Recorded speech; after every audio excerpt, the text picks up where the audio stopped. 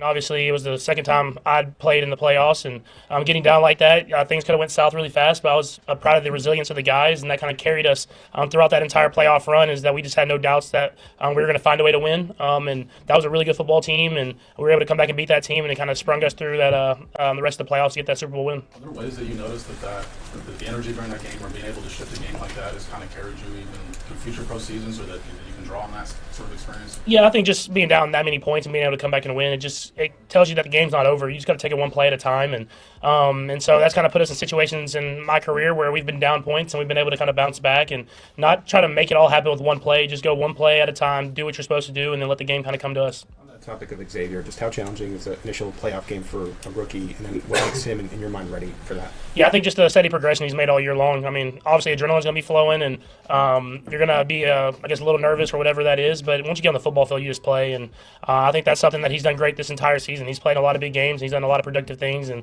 I expect him to do the same things as we get to the playoffs. You obviously things are going well here, and I know you're trying to go 1-0. You're not trying to 3-peat. You are, but not today, right? Do you think at all ever like what this run it means 20 years down the road for this city? I mean, like you grew up in not right in the Metroplex, but like what those '90s teams mean to Dallas and all that, what the Pittsburgh teams mean to Pittsburgh, what you guys have done in this last little run here. Yeah, I think it's an exciting time in the city. I think just with all the different teams and how they're performing, and obviously this has been a fun run that we've had with the Chiefs. But I think every year is special. So I mean, obviously you want to win 3 in a row, but building those memories with the guys and with the community every single year is special. And when I look back at all the different Super Bowls that we've won, I look back at special moments that we've had and special games that we've had. And so we'll try to do that the same this year. I mean, it's been a fun run up to this point, but we want to get to that ultimate goal. But we know it's going to be challenging, so we have to just really focus in on the day and how we can get better and try to win the game and win the practice so that we're prepared for the game. Well, congratulations! And what have the last couple of days been like for you? Yeah, I mean it's been cool. I mean I'm just supporting. Brittany crushed it, but it's been cool to welcome another baby girl in our family and see how my other kids react to her and having baby sissy and stuff like that. So it's been a lot of fun, and it was cool that football was on TV when I was in the hospital, so I got to watch a little bit. And so Brittany was kind enough to let us watch football as she was getting ready to give birth to our second daughter. Being your third time around, you feel like it's become easier for you to manage, football and family life? I mean, I don't even want to say that because it's Brittany's doing everything, so I'm just trying to be supportive. So no, it was cool that we got to buy, just because you can kind of really focus in on just being at the hospital, being in the moment, and it's a special moment that I know a lot of dads and moms have experienced, and you don't forget about that stuff. So I was glad I was able to be there and support in the best way I can. I think you had told us that 3 was enough. The coach was just saying 4 and 5 or easier.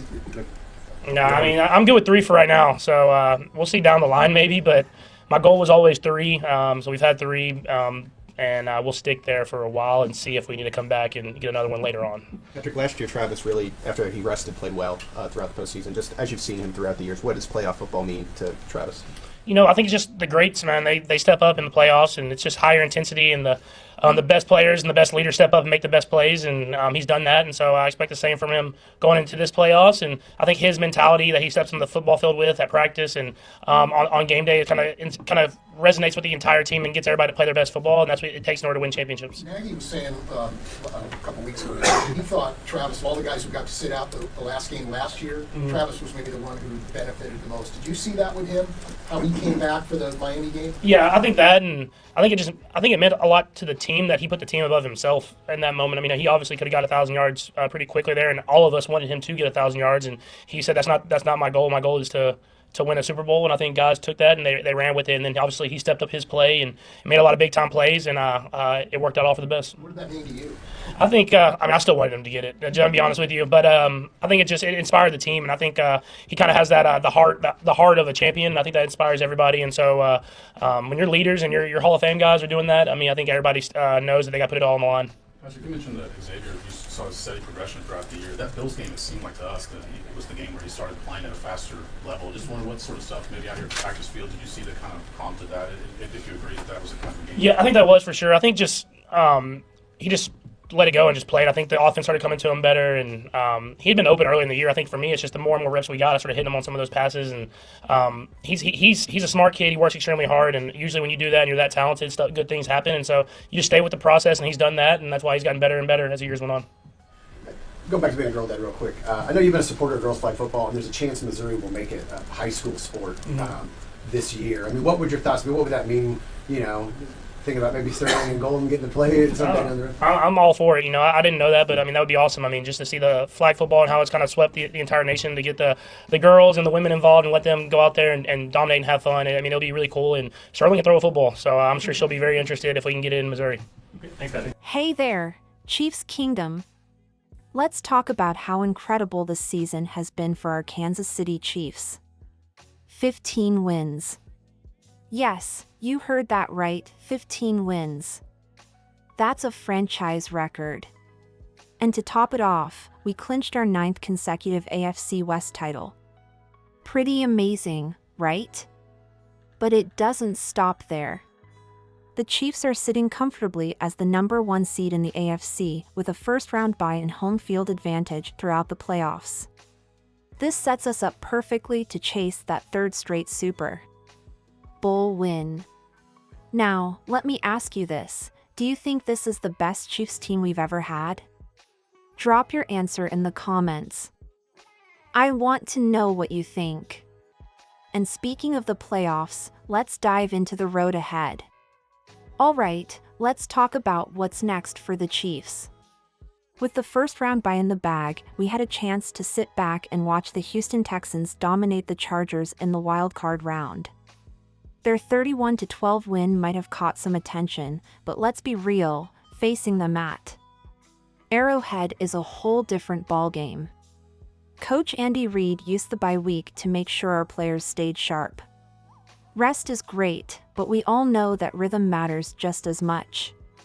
Key players like Patrick Mahomes, Travis Kelce, and Chris Jones sat out the regular season finale, giving them 2 weeks to recharge. And it seems like the plan worked perfectly.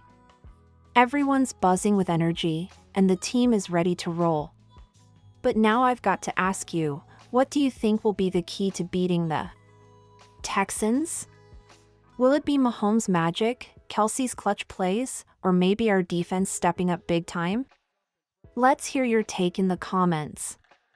With that in mind, let's shift to the exciting news Andy Reid just shared, something every Chiefs fan is going to love. Here's the moment you've been waiting for. Andy Reid just dropped some fantastic news for Chiefs Kingdom. Every single player on the active roster is set to participate in practice. Yes, you heard that right.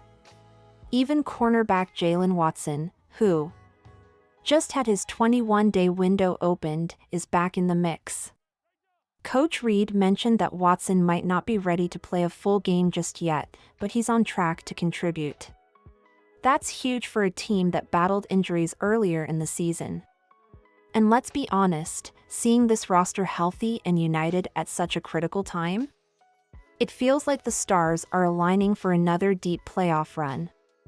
Now, I want to know what you think. Which returning player will make the biggest impact for the Chiefs? Are you banking on Watson's potential comeback, or will it be one of our other stars stepping up? Head to the comments and cast your vote. With this roster firing on all cylinders, the Chiefs are in prime position. But how are they keeping their focus with the buzz of a potential Super Bowl three-peat? Let's talk about that next. You know what sets the Chiefs apart? Their focus. While the rest of us are dreaming about a historic Super Bowl three-peat, Coach Andy Reid and the team are laser-focused on the task at hand, the next game. Reid said it best, you don't ever go there. You're tunneled in. It's all about breaking things down play by play, making adjustments, and staying in the moment. That mindset has been key to our success over the years, and it's what makes this team so special. But let's flip it to you for a second. Do you think this level of focus is what gives the Chiefs their edge? Drop a comment below and let's see how many of you agree. With that clarity and determination, it's time to turn our attention to the next opponent, the Houston Texans. Let's break down what's at stake. All right, Chiefs Kingdom, it all comes down to this. The Houston Texans are heading to Arrowhead for the divisional round, and it's time to defend our home turf. The last time we faced them, Mahomes and the squad got the job done with a solid 27-16 win. And remember, that was with Mahomes playing through a high ankle sprain. This time, we're healthier, hungrier, and ready to dominate. But let's not overlook the Texans. They're coming off a big win against the Chargers and will bring their A game. So, what's your prediction for this matchup?